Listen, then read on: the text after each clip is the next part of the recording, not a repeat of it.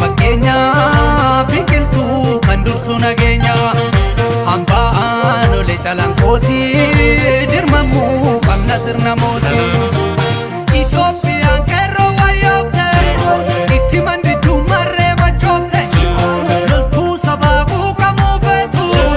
fakkeenya godhu magarsaa geetu Somaalee Affaar Walanqitta Imaantii Sidaamaa Sidiitta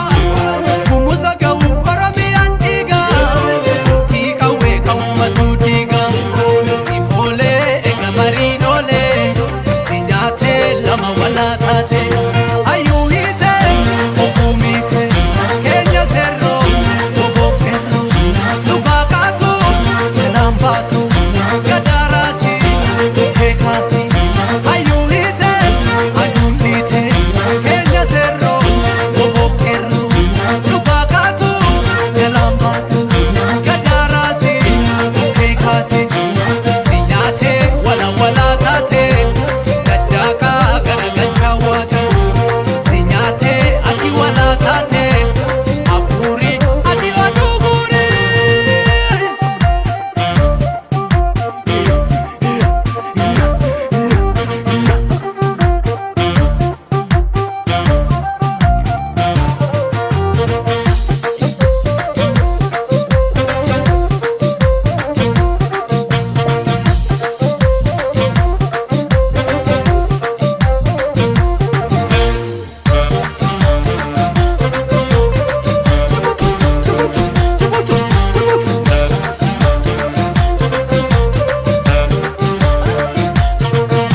Madaqoo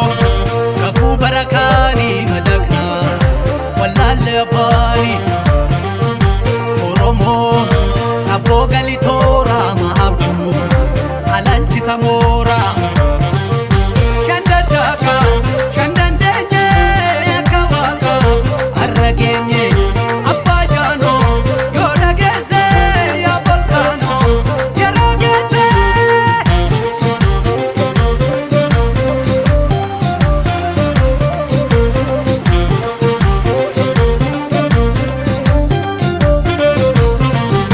Nobeelii hidhate zinnaara addunyaan dhowwatte dolaara biyyattii fonqole ayyaanni